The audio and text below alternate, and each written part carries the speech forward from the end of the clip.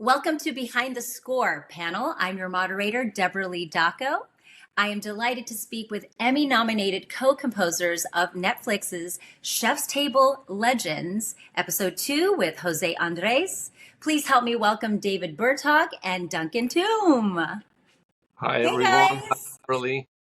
Hi, everybody. Well, congratulations, gentlemen, on your Emmy nominations. This Thank is you. an exciting time to celebrate you both and your beautiful work together. Are you excited? Has it been such a whirlwind as of late? For sure, yeah. I mean, it's still a blur, and I still wake up thinking, wait, is this real life? I mean, that's for me. Definitely. There's never a time when you aren't blown away by just the amazing uh what's the word I'm looking for? Just very grateful for this, the opportunity to be here and to be sharing the stage and even considering this. You can never expect this kind of thing. Now, your history begins back as classmates at USC Thornton School of Music. So one of the questions I have is, did you always want to be a composer? And how old were you when you discovered this? I mean, for me, it wasn't like I always wanted to be specifically a composer or specifically a film composer. Even that came pretty early when I was a teenager. I was fascinated by it. But for me, it was like I just wanted to do music and express myself, not necessarily like practice Bach in the early days when I was, a young kid at the piano. So my teacher was always like, why didn't you practice? And I'm like, but I played so much piano. I was like writing my own music and just, playing along to other pieces and songs. And then as a teenager, I became fascinated with all styles of music and progressive rock, but also film music. And actually, the first film music CD record I bought was The Rock, Hans Zimmer, Nice. who's now our nominee, so to speak, or like our competition in that category. So yeah, for me, it was like just a passion for music and then that creative side, and it just kept evolving, and I played in bands and went on tour and produced and wrote songs. Then I discovered film as a, actual career after going to USC, and here we are. Amazing. How about you, Duncan? Yeah, a similar winding river. I kind of I feel like it started with my dad, who was a wonderful piano player and a music lover, like a connoisseur of all kinds of music. And so I kind of grew up just under the piano, and I have vivid images of just lying under a piano when I was a kid and just looking at the wood, and just having that sound wash over me. And I think it did something to my brain, all that music. He was always playing something, at dinner. It was, kind of a tradition, and we would talk about the music. And so I had like a pretty cool, early kind of mentor in my dad. And I really appreciate that. Even to this day, that I was like, that was cool. Like he put a lot of effort into all of that. As a father myself, I see now, as you go through these circles of life, you you start to absorb the power of these choices. But and then I kind of just forgot about it. I was there in my world, and then sometime when I was in elementary school, something clicked, and it's just what I wanted to do. It was what I was interested in, but I was terrible at it. And remained terrible at it for a long time, well into high school. But I just kept on loving it. And so I went into a jazz guitar program at USC for undergraduate, and I was not good at jazz. I tried. I love it. I put a lot of effort in, but there was always something, kind of pulling me in a different direction. And so I don't know how this happened, but I kind of veered strongly into punk and experimental music, and I played in a couple punk bands, if you could call it that, DIY, weird experimental. Like it was hard to really pin it down, and I kind of I think during that time really started to come into my own as like a creative person with music, and I finally found my voice, as a writer and as a kind of creative person generally. And that was a very exciting time because it was like kind of breaking all of the rules and traditions that I had been trying to incorporate and just kind of going completely left field. And then coming back to all of those things later in life, I had a girlfriend who was an animator, and she asked me to do her first animated film, and I'd never scored anything. I hadn't considered being a film composer at all, and it just all circled back into one place. And from then on, I was kind of hooked because I was like, oh, I can do this. I can, a little bit of weird stuff. I can do some computer manipulation and, producing tricks. And I can also get back to that piano, like slang under the piano and absorbing jazz and classical. So there's a kind of a home for all of that in film scoring, I think, because it Oh, takes that's all. It takes all. yeah. Well, that's great. It sounds like both of you, music was already there from the get-go, and it was like I like how you said winding path. You just finally found what worked for both of you. Speaking of being at USC, did you work on any projects together? Is that where the collaboration began, aside from just being classmates? How did that come about? Yeah, I mean, I feel like we went through the trenches together. Yeah. We were brothers and sisters, everybody who was in that Yeah. program. If you survived that year, that was special. Yeah. That was very special. So I feel like any of us could have come out of that experience like with this amazing bond, and it did. I mean, we did all kinds of stuff together for projects after school, and we knew, instantly if one of us called one another, they would know what to do. And, because we'd all heard each other's music, we knew each other's, strengths and weaknesses. And, I think that really, really helps when you're like kind of in the weeds on a difficult project, or there's a quick time turnaround or whatever, that you can have a little bit of rapport to lean on there. Yeah. David, any thoughts on that? Did you guys collaborate on anything, or do you agree I that mean, like Duncan said, I think what I loved about that USC time is how it wasn't about competition, but it was also supportive. And you putting yourself in a very vulnerable place. You're like sitting there with your classmates, having your music played or performed or recorded on stage, and it was just wonderful that everyone was very encouraging and supportive, not just the teachers, but especially your classmates that you, like Duncan said, go through the trenches through. And yeah, I think we also kind of discovered who has what aesthetic, who has what style, who has what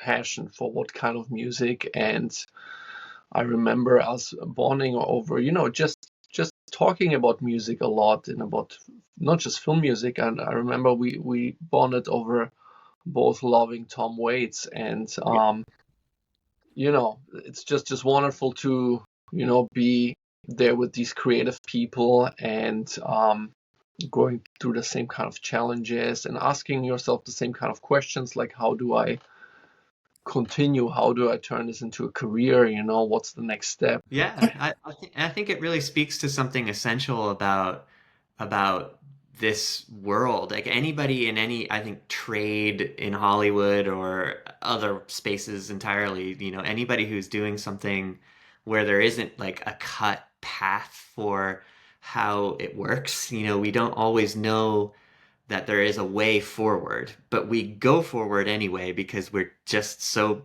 passionate about it.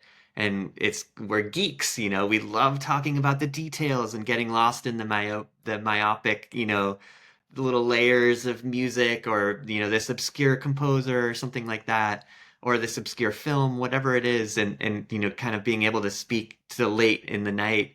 And as David was alluding to, there are challenges, I think, in any creative field, and it's very hard to kind of put your heart on the sleeve and then maybe have a cue not make it into the cut that you were proud of or something like that. And how do we kind of like keep moving through these professional hurdles, and keep growing as artists and as humans. And I think there's something there that's like ticking, that's driving us all forward the whole time. And um, it's nice to be around that when you've kind of, like when we were at school and beyond, we've all kind of been continuing with this career for a decade since we graduated, and it's like, okay, we're still here, we're still doing this, we're still uncertain about everything. We don't know what's lying right in front of us until it's there.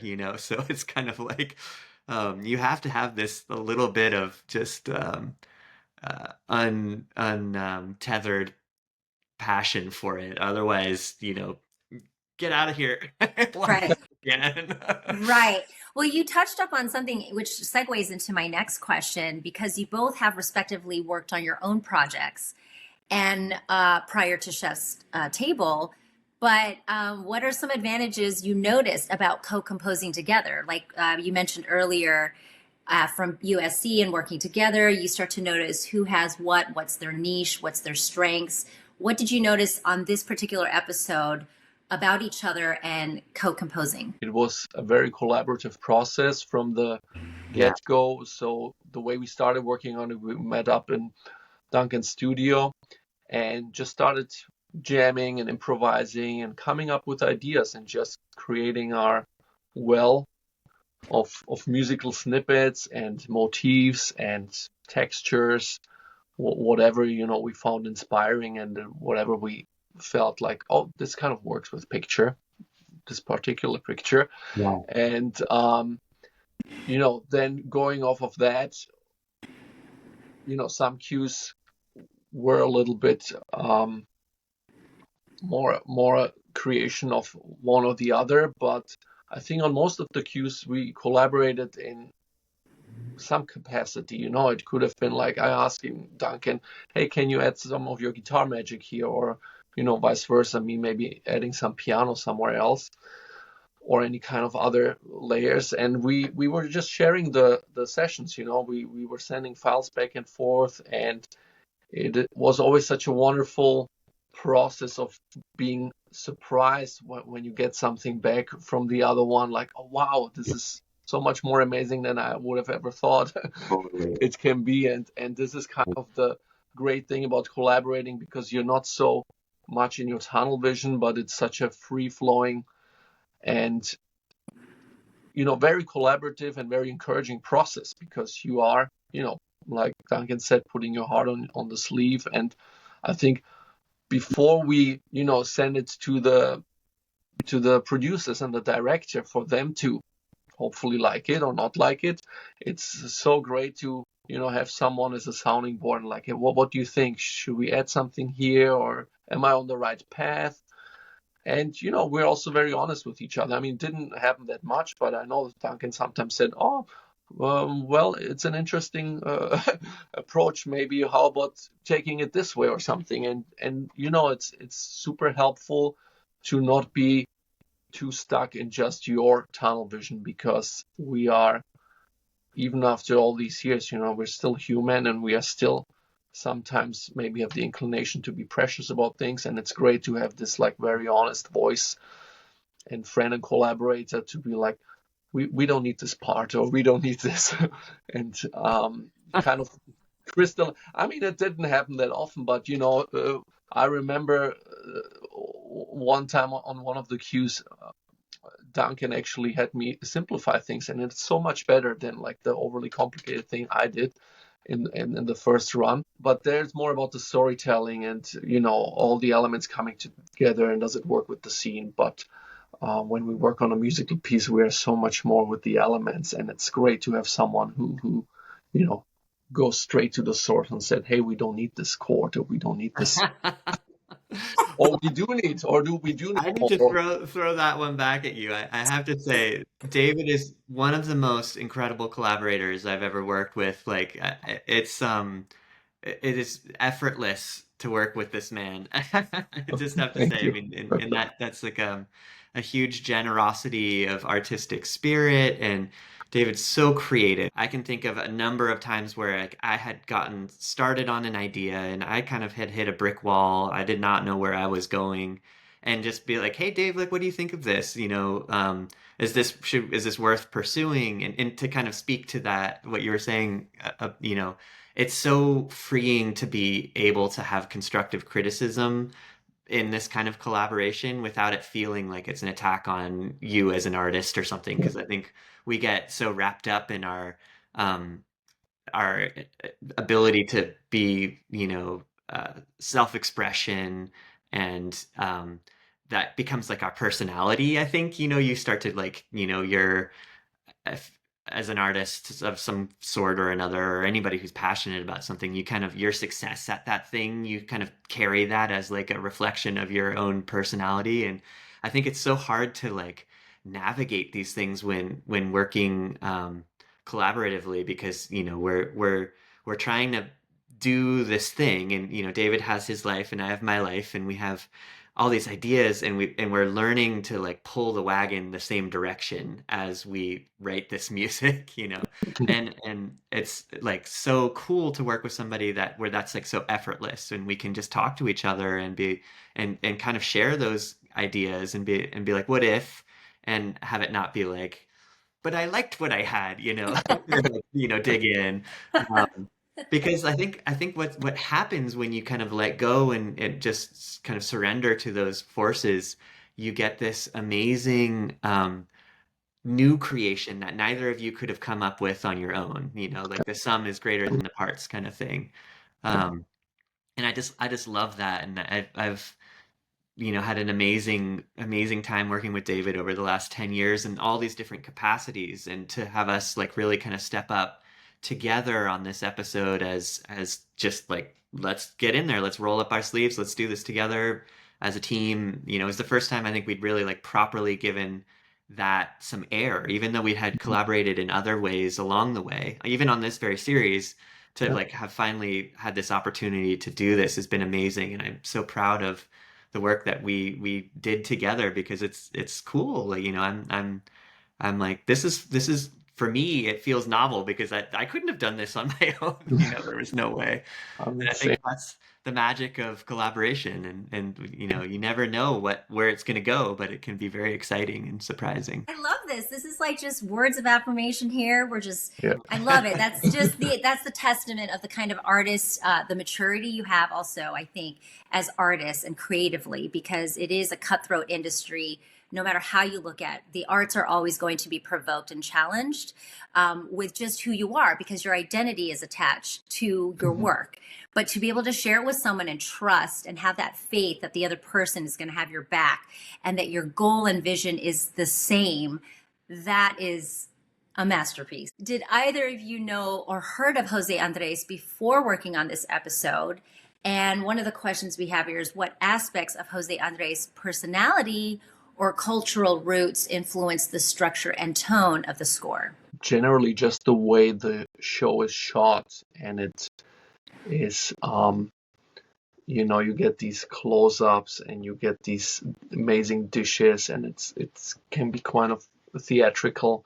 And then you put in José Andrés' personality in there, right? He is very charismatic. He is very outgoing, and he's just a master chef. And the challenge for the music, of course, we want to elicit and inspire people that are watching the show. But obviously, they cannot taste the food. We want them to get curious about it. And I mean, it looks so wonderful, and we want to support and uplift and transcend it with the music.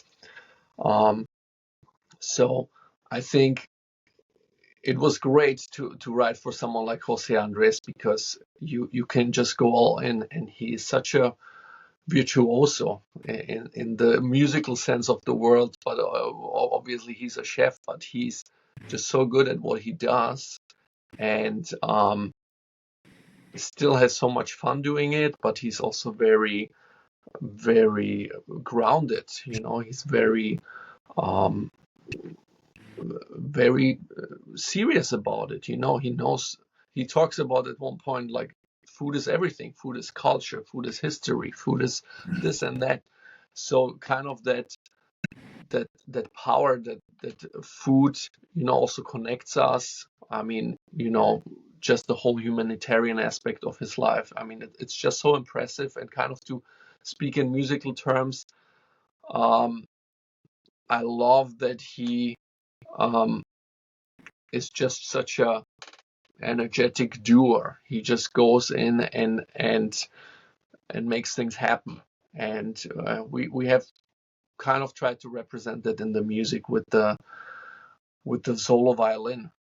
At times, yeah, we have these two moments where we kind of talk about. He talks one time about kind of whole empire. Well, he doesn't say empire, but I think one of the other people says the word empire, of all these restaurants he built, and kind of to just show the expressiveness and the incredible virtuoso skill that goes into it.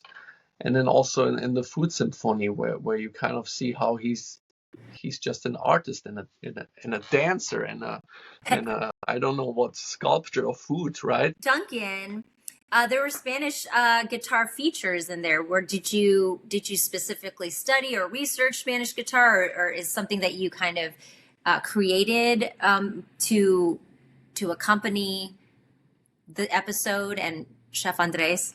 Yeah, it's such a great question. I'm a guitar player and I love playing guitar with my hands. So that naturally, over time, I discovered the nylon, the classical guitar is just my like sort of heart song instrument. It's easy for me to play, and ideas flow, and it just feels good to me. So I guess when I got a chance to do a Spanish style score, I was like, well, I love Paco de Lucia. I cannot Yes, play. me too. He's Oh my, amazing. that's my alarm. He's my Yes, alarm. When I wake yes. up, Oh, that's that's what I awesome. hear is the guitars. That's Yes, my I alarm. mean he's so good. Oh, yes. I have no pretensions I can do anything remotely similar to what he can do. So I just try and play from the heart. And I love Spain. I've traveled there. I've always had an affinity for the culture and the food, and the people are just incredible. It's always been a really like sweet place in my heart. So I just try to honor that as best as I can. And how about you, David?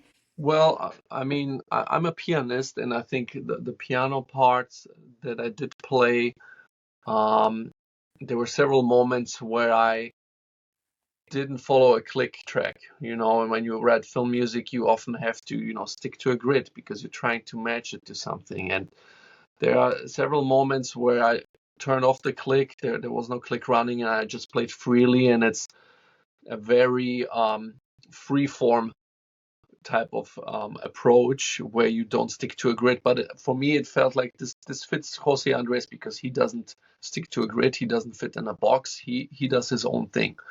And it's challenging to perform these pieces live then, which we have done on several occasions, because you have to interact with the strings and you're playing, but it's free.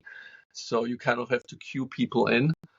But yeah, I think that performance element of it is, I think, for us both is so important, because especially, as we kind of look ahead and music becomes more and more just electronic and in the box, and people use these prefabricated phrases. And I think, we had the complete opposite approach, like live players and real performances and this like improvisational aspect. I mean, everything is consciously composed, but there is this performative element in it where you like, okay, here I'm just gonna let the music speak. So I think this is kind of what I think totally matched and fit José Andrés' personality. I feel like there were the transitions noticeably really always helped segue into that next kind of intensity of what was he going to do next. So I was curious, cultural influences like Duncan with the Spanish guitar. I would love for you to just maybe freely both talk about. My favorite, of course, is when they do the montage of all the pieces, and that was what you have been featuring live, which is incredible.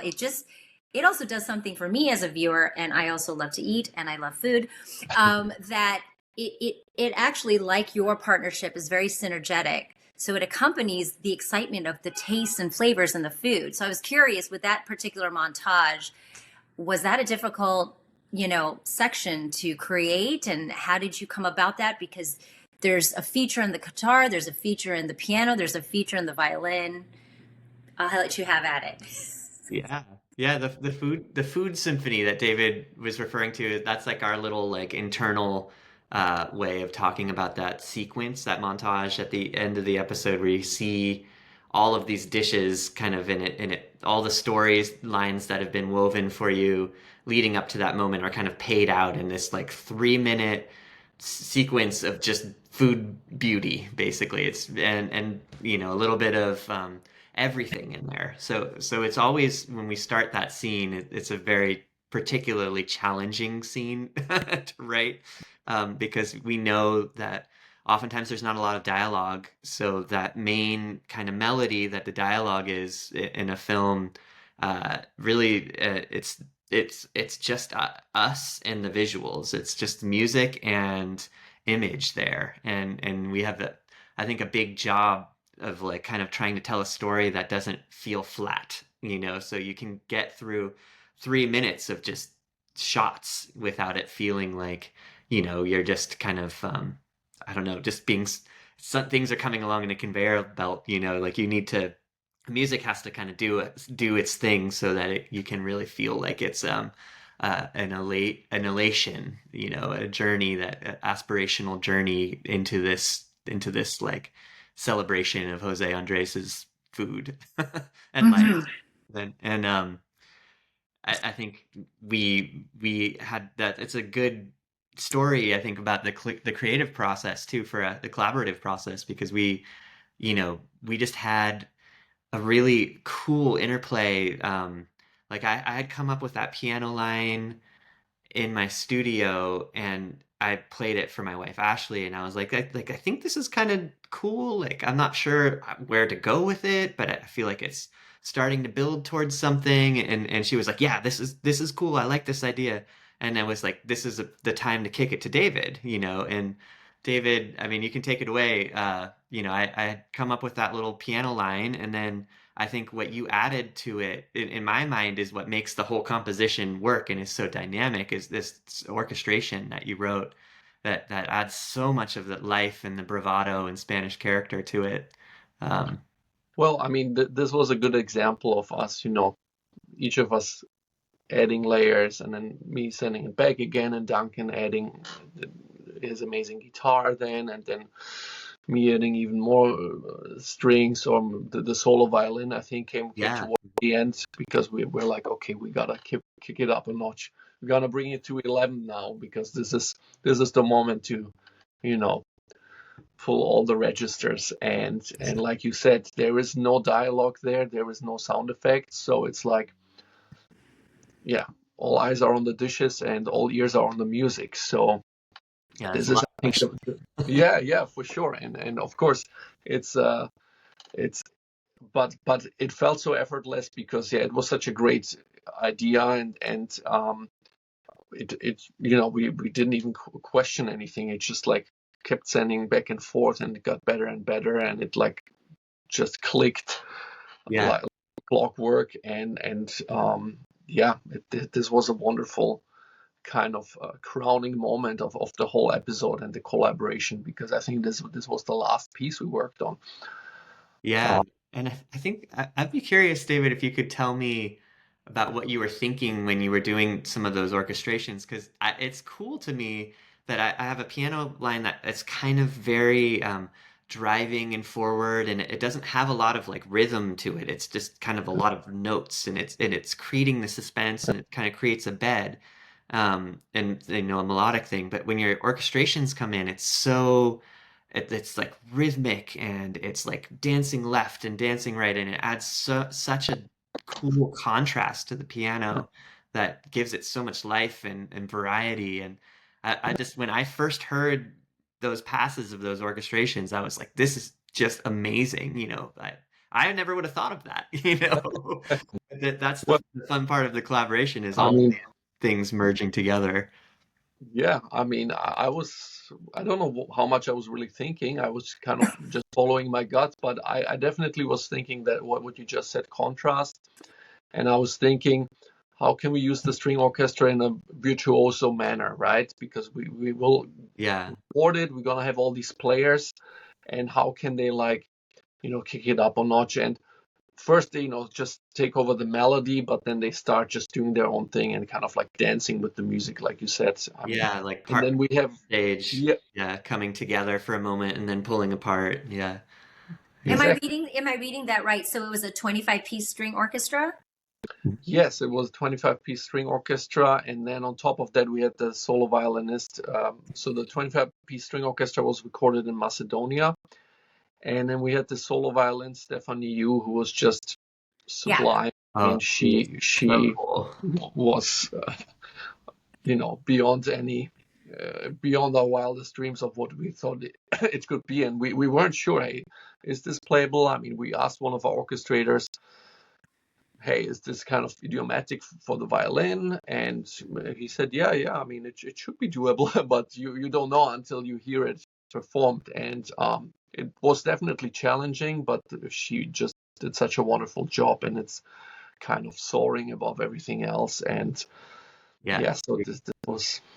And it's worth mentioning that she came in a particularly challenging part of the process, the scoring process in the 11th hour. And we could talk about that in more detail, but we were in a pinch, and Steph came in and just made this thing that we were afraid was slightly unplayable or maybe challenging to, read for a session, where you only have a couple takes and a little bit of time to get it right. It's definitely serving up a little bit of a complex puzzle for for somebody to just kind of show up and do, and that was no problem for Steph. That was no problem. She just wiped the floor with that thing. So we were just like, wow.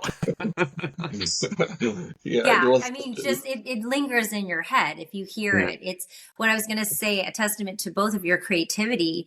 Each section of the episode is its own cinematic soundtrack, I feel, to the arc and story of Chef José Andrés. Like, his journey is accompanied by this like cinematic sound that you both contributed. Really, hearing it again, I'm like, wow, I could listen to this soundtrack alone. The food itself is it's cheeky. There's a little bit of like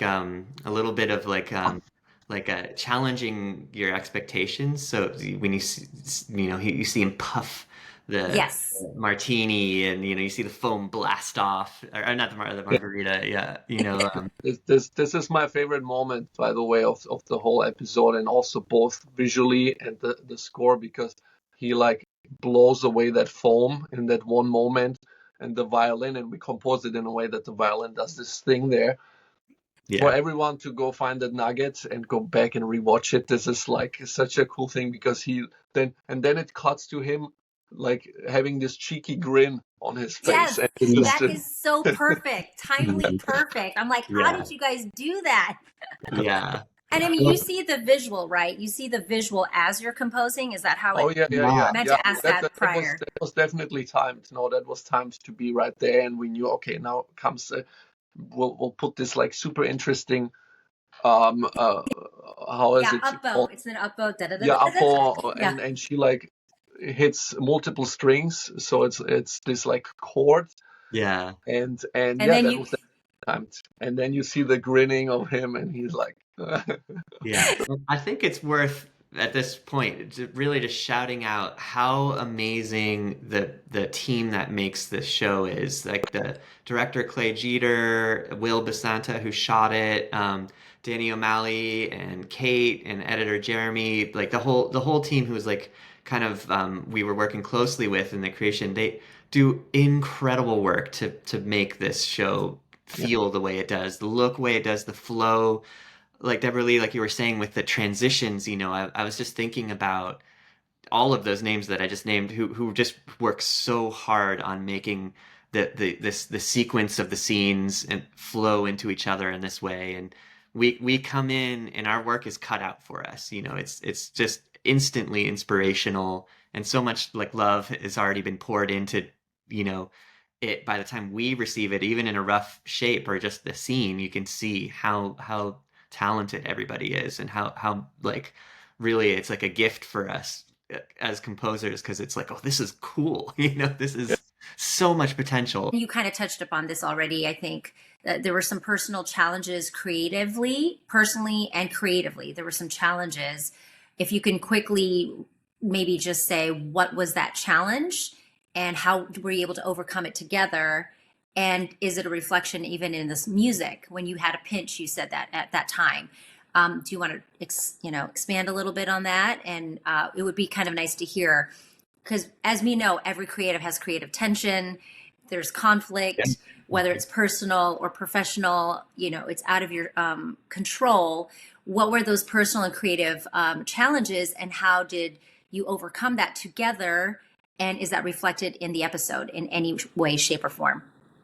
Yeah, if I may jump in, Dave. Go ahead. This is a big thing for both of us, and if it's not known by this audience who's watching this right now, I had lost my house in the Altadena fire, in the Eaton fire, while we were working on the music for this episode. So right at the end of, I think that cue we were talking about, the Food Symphony, was the last thing that I did in my studio before evacuating, and then the next day losing the studio. And we as beyond the kind of shock and pain of existing as a human in all that moment, we had to finish this episode, and Netflix was very gracious, of course, and gave us an extension while certain very vital pieces of my life started to get picked up. But David, really, just speaking to his testament as a collaborator, or his abilities as a collaborator, really kind of stepped up and helped me kind of like emotionally, and just supporting this like crazy experience that I was going through. And we were like, okay, well, we have to, the show must go on. We have to finish this. I mean, it's important because we want to tell Jose's story. And of course, Jose's, organization was coming to Altadena at the same time. So, food trucks, I remember looking at Google Maps and like scrolling around Altadena and seeing like, oh my gosh, like how much of it was destroyed in this tragic fire, and seeing the World Central Kitchen pop up on that, like, oh, you can go get food there. And I had gone up to my family's in Santa Barbara, where we've been recovering since, but I had friends who worked on those food trucks, and almost everybody I know ate at one of those trucks right in the immediate aftermath. And it was like really heartening to be able to have this encouragement, like this is an important story, like this is important work. We've stepped out of the abstract of just watching this episode and seeing how Jose's organization and helps people, to being the people who needed help, or I was that person. And that, as you might imagine, is a really surreal kind of feeling. And some days I could motivate myself to do something, and some days I could do nothing at all. And David was just amazing as a collaborator during that time, and working together to figure out how we could solve, how we could finish this. I mean, we had to get it recorded, and we had to do this recording session post fire, and I think there was a few little bits and bobs that needed to be finished up on the writing. And then there was all the logistics of mixing the music and kind of working with Steph, and Steph had come into the project at that point, post-fire. Steph hooked us up with Mike Post at Moose Cat Studios, and they donated some time to us to finish this last bit of music, and Steph played her beautiful solos, and it was just a tremendous outpouring of community with David, with Steph, with Mike. everybody was coming together to try and help. It was very nice to have this like connection to community that, really was like reaffirming how amazing people are, and that like there's so much, we're capable of so much together if we work together, and if we like, try and just come together when people are in need of help. Why can't we also do that when there isn't a disaster, or we could work to prevent a disaster? I mean, to me, it really changed my perspective on life a lot, in an irrevocable way, because I just saw, I was like, wow, we can do this. We can do this. Especially when you're feeling, the desolation and isolation of a tragedy like that. And the music pulled us through, and David was there. He was a brother to me in a time when I really needed it. So I'm forever grateful for that. Of course. Yeah. How about you, David? What were any personal or creative challenges aside from the wildfires and how it affected your collaborator? Did you maybe go through, and how were you able to overcome it while composing?